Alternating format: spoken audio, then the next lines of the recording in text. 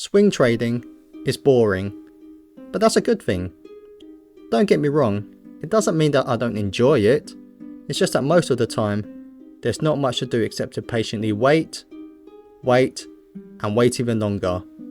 Many times, I just fill in the gaps while working on my side business, going on walks, and window shopping. All the while, I'm just wondering when the next good trade will come along. Now you might be thinking, what are you even waiting for?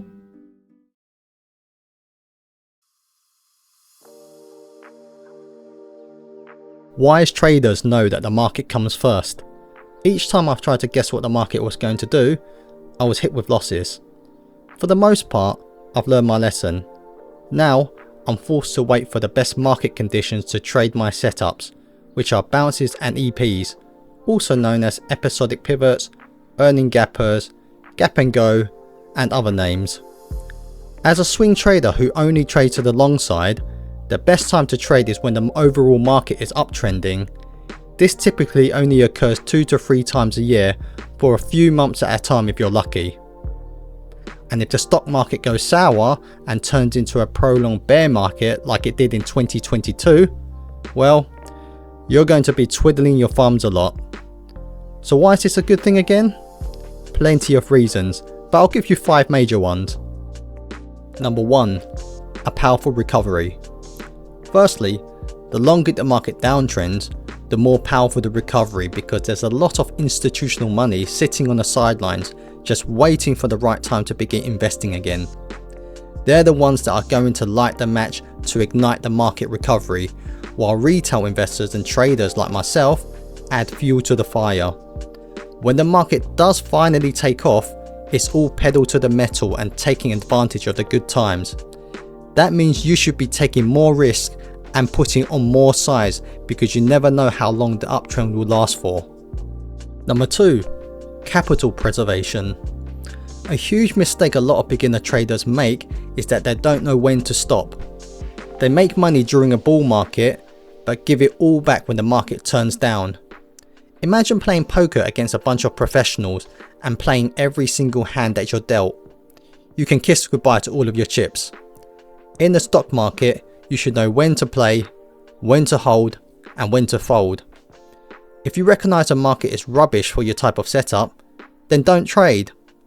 Yes, you will see the odd trades here and there that work out well, but most of them don't. The probability of winning is against you. Preserve your capital and play again when the market is in your favor. Unfortunately, this is easier said than done. Your fingers will start to itch and the feeling of FOMO will intensify. I'm afraid I can't help you here.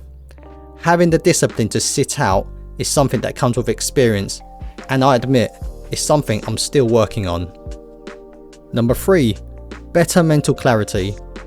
We've all been there before. When you're 100% in cash, you're fully focused and have a logical decision making process. Then as soon as you put on a trade, boom! Not only do you become financially invested, but emotionally too. That focus you once had erodes bit by bit, regardless of whether your trades go against you or not. You're either riding off a high or down in the slumps. Both scenarios leave you prone to making completely avoidable mistakes. So when the market doesn't favour your setups, you shouldn't even be trading. Instead, you should be going over historic charts, backtesting, and looking back over your past trades. No trades equals better mental clarity, allowing you to identify the strongest sectors and stocks and what the overall market is doing. All of this is vital preparation for when the action starts to heat up again. Number 4, more time for other things. I once told another trader that I believe the majority of traders would perform better if they only bought stocks in uptrending markets. Forget about shorting stocks, forget about futures, and stay away from options. Just keep it simple and stick to one direction, one strategy. Their reply was, well, if I'm not actually trading, then what am I supposed to be doing? I found it amusing, yet sad. It's as though they couldn't fathom anything else existing outside of trading. But I get it. When you're starting out, you need to give it your all in order to succeed. But then once you have more experience and achieve some consistency, You should realise that less is more, something most aspiring traders fail to realise. During the times when you should be sitting on your hands, you could be travelling, socialising, exercising, reading, pretty much anything that leads to my last point. Number 5. Less stress.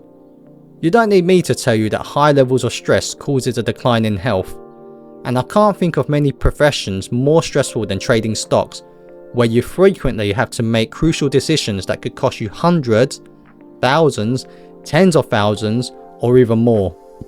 The less you have to make these stressful decisions, the better, especially if you have other unhealthy habits.